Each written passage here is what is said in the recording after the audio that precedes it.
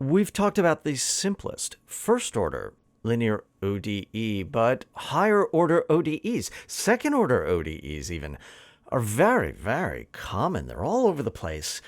And even the simple ones, the linear ones, can be really involved. Let's take a look at an example of a really simple linear second-order ODE. Consider the following. The second derivative of x with respect to t minus 3 times the first derivative of x with respect to t plus 2 times x equals 0. This is an example of an ordinary differential equation that is linear. It only depends on x, not on powers of x or square root of x or anything like that. It is second order, which means that the highest derivative implicated is a second derivative. It is autonomous, which means that this equation only depends on x and its derivatives. There's no explicit t dependence. And finally, it's unintuitive. It's not clear what the solutions to this are. What do we do? How do we get a solution? At this point, the only thing we have at our disposal is to take a guess and then check and see if it works or not. So consider the following. It's a guess. It's just a guess. Let x be equal to e to the 2t minus e to the t. Okay, well, how do we check and see that that's a solution? Compute the first derivative with respect to t. That's going to be what? Let's see. 2 times e to the 2t minus e to the t. Great. Then we compute the second derivative based on the first derivative. That's going to give us 4e to the 2t minus e to the t. Now, if we take this x and its derivatives and combine them according to the differential equation, what happens?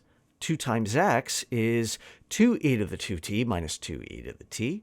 Negative 3 times the first derivative of x is minus 6e to the 2t plus 3e to the t. And the second derivative of x is, as we computed before, 4e to the 2t minus e to the t. Add all of these terms up, and what do we get? Everything cancels out. It all goes to 0. That means that this x solves this second-order ODE. That's cool, but how do we come up with this solution? Is it really the only solution that there is? Are there others? What about other second-order ODEs? Let's keep going. You might think from the example that we've just done that maybe everything is just exponentials, but consider the following. This is an example of a fundamental second-order differential equation. Consider d squared x dt squared equals minus lambda squared x. Here lambda is just some constant. This again is a linear autonomous second-order ODE. What does it mean?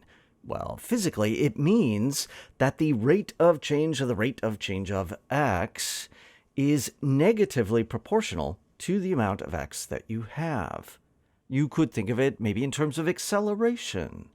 What does that really mean? What does this differential equation correspond to? One classic example where this differential equation describes the evolution is that of a pendulum, or more precisely, a simple harmonic oscillator, perhaps familiar to you from your elementary physics class. In this case, x as a function of time t describes the angle that the bob of the pendulum makes from the vertical at the bottom. And the idea of the acceleration, the angular acceleration, being negatively proportional to that angle, that describes what is happening in this simple approximation to a pendulum swinging back and forth. And because it's going back and forth in this oscillatory manner, that gives us a little bit of a hint as to how to solve this equation. How do we solve something like this?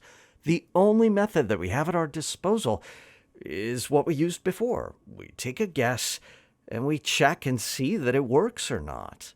But in this case, it's not so bad. Can you think of a function that when you take the second derivative, you get the same function back, but with a minus sign out in front and maybe some constant? Aha! that pendulum, going back and forth in an oscillatory manner. Second derivative minus sine. Let's try. X of t is sine of lambda times t. When I take the derivative of sine, I get cosine, and by the chain rule, there's another lambda out in front. Good.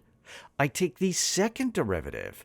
The derivative of cosine is minus sine, so I get a minus out in front, and then another lambda. That's it. That's what we were looking for. Minus lambda squared sine of lambda t is really the same thing as minus lambda squared times x. That means that this x solves that differential equation. Is that it? Are we done? No, we're not done. Sine is not the only function that has this property. Cosine will do the same thing. If we assume that x equals cosine of lambda t, take the first derivative, get a minus sine. Take the second derivative, get a minus cosine.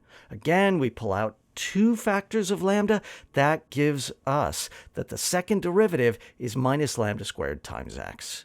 And that means that there's a deep connection between this physical system, this simple harmonic oscillator, this second order linear differential equation, and these elementary functions sine and cosine, in the same way that the exponential function e to the lambda t is deeply connected to the simple first order linear differential equation dx dt equals lambda times x. It's not an exaggeration to say that these elementary functions are defined by these elementary differential equations. They are connected at a very deep level.